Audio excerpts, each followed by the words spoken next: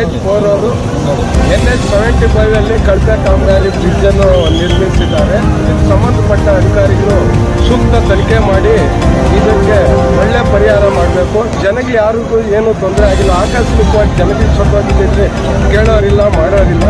ಈ highway ಅಥಾರಿಟಿನೇ condemn, ಕಾಮಗಾರಿನೇ condemn. ಈ bridge ಬರೀ ಒಂದು ಲಾರಿನ ಡಿಕ್ಕಿ ಹೊಡೆದಿದ್ದಕ್ಕೆ ಬಿದ್ದೋಗ್ತಾ ಇಷ್ಟು ದೊಡ್ಡ ಬ್ರಿಡ್ಜ್ ಅಂದರೆ ಕಳಪೆ ಕಾಮಗಾರಿ ಕಾರಣ. ಇದಕ್ಕೆ ಸಂಪೂರ್ಣ ಹೊಣೆ NH75 ಅಥಾರಿಟಿ ಅವರು. ಅವ್ರಿಗೇನಿದ್ರು ಟೋಲ್ ಬೇಕು, ದುಡ್ಡು ಬೇಕು. ಅದು ಬಿಟ್ಟರೆ ಜನಗೆ ಜೀವದ ಜೊತೆ ಚೆಲ್ಲಾಟ ಆಡ್ತಾರೆ.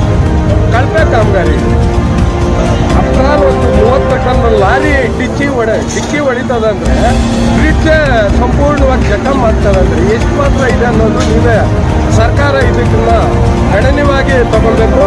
ಸೂಕ್ತ ಪರಿಹಾರ ಒದಗಿಸ್ಬೇಕು. ಮತ್ತೆ ಯಾರಿಗೇನು ಇಲ್ಲ, ಕಳಪೆ ಕಾಮಗಾರಿ. ನಮ್ಮ ಹೆಸರು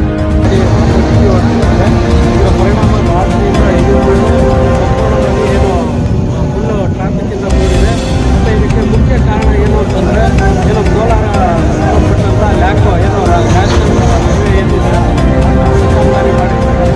ಮತ್ತು ಇಲ್ಲಿ ಒಂದು ಹಂಪ್ಸ್ ಇದೆ, ಲಾರಿ ಬಂದಂಥ ಹಂಪ್ಸಿಗೆ ರೇಡಿಯಂ ಹಾಕಿರೋದಿಲ್ಲ. ಆ ರೇಡಿಯಂ ಇದ್ದಿದ್ರೆ ಈ ಒಂದು ಘಟನೆಗೆ ಕಾರಣಕ್ಕೆ ಆಗ್ತಾ ಇರಲಿಲ್ಲ ಅಂತ ಇನ್ನೊಂದು ಹೇಳ್ತಾರೆ.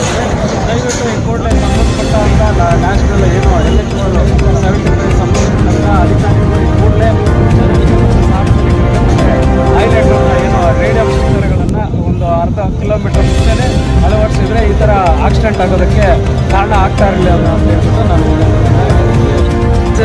ಡೀಸೆಲ್ ಎಲ್ಲ ಹೋಗೋಣ ಮತ್ತು ಅಗ್ನಿಶಾಮಕ ದಳದವ್ರು ಬಂದಿದ್ದು. ಕರೆಕ್ಟ್ ಸಮಯವಾಗಿ ಪೊಲೀಸರು ಸಿಬ್ಬಂದಿ ಬಂದಿದ್ದು. ರಾತ್ರಿನೇ ಟ್ರಾಫಿಕ್ ಎಲ್ಲ ನಿಯಂತ್ರಣ ಮಾಡಿದ್ದಾರೆ. ಮತ್ತು ರಾತ್ರಿ ಒಂದು 12:30 1 ಗಂಟೆವರೆಗೂ ಬೇರೆ ನರಸಾಪುರದಿಂದ ವೇಮನಲ್ ಮಾರ್ಗವಾಗಿ